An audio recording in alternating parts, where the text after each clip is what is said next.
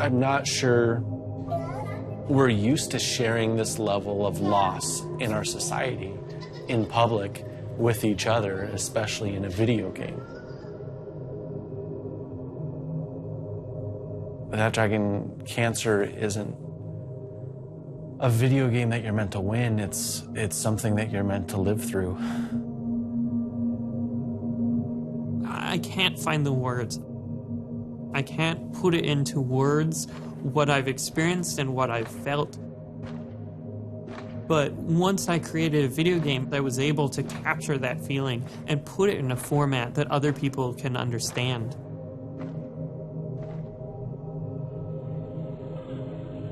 Dysphoria, in a lot of ways, is a game about failure. I felt like I needed some way to be processing all these incredibly frustrating things I was going through. Any victories are all minor in the face of staggering losses.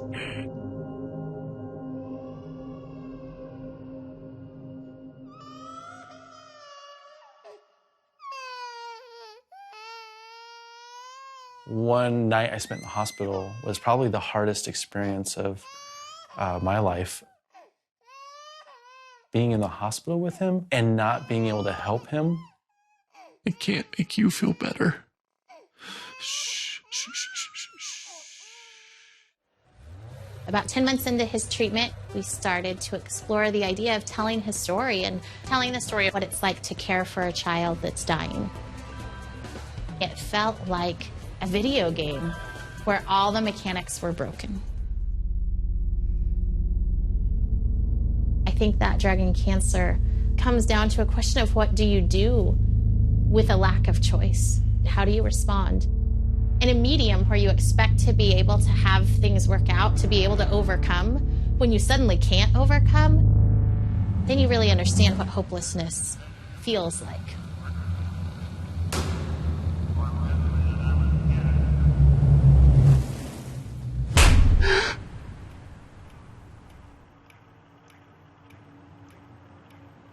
There we go.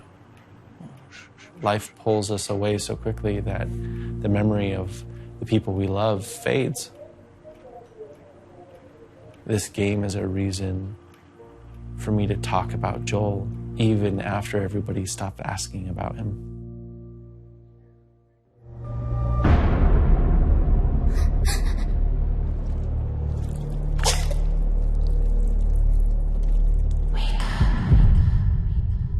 Neverending Nightmares puts the player in this bleak and awful world of struggling with depression and OCD.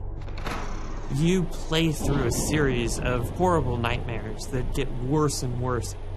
The genre of horror gives me a lot of leeway. The fear that I felt dealing with mental illness is real, and I can translate that to the fear that the player feels. There's a scene in Neverending Nightmares where you stab something between the radius and the ulna bone in the arm, and then using one bone as sort of a fulcrum for a lever to tear the other bone out of the side of the arm.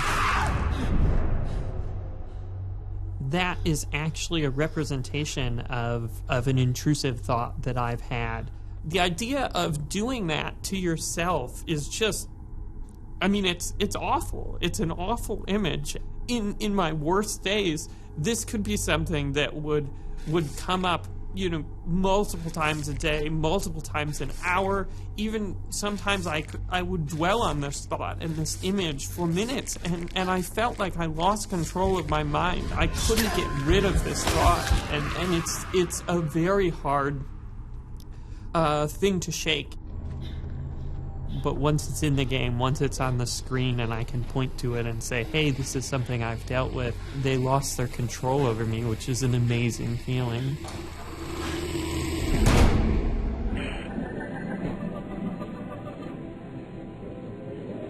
I was making the decision to start medically transitioning as a trans woman. The experience of hormone replacement therapy and of being trans in the world, for me, was characterized by frustration, by failure. The idea that the rules are really deliberately stacked against the player is often how interacting with medical gatekeepers feels. And that's really what I wanted to do with Dysphoria. Setting a goal, making it seem achievable, and then robbing you of the ability to achieve it. Ding, ding, ding, ding. The most validating reactions I've received to Dysphoria have come from other trans women. The game was able to help them make more informed decisions about going on a hormone replacement therapy. I wasn't documenting my experience for a cisgender audience. I was trying to provide this record of my experiences for other trans women. Trans women are who I made the game for.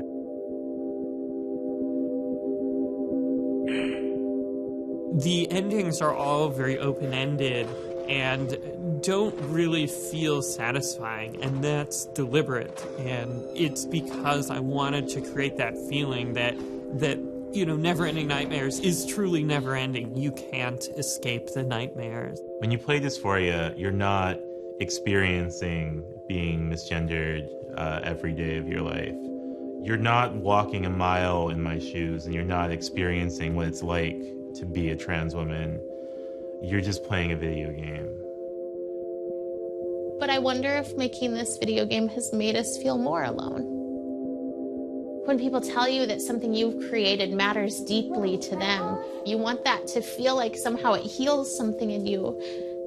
And when it doesn't, when it can't possibly, it feels a little bit lonely.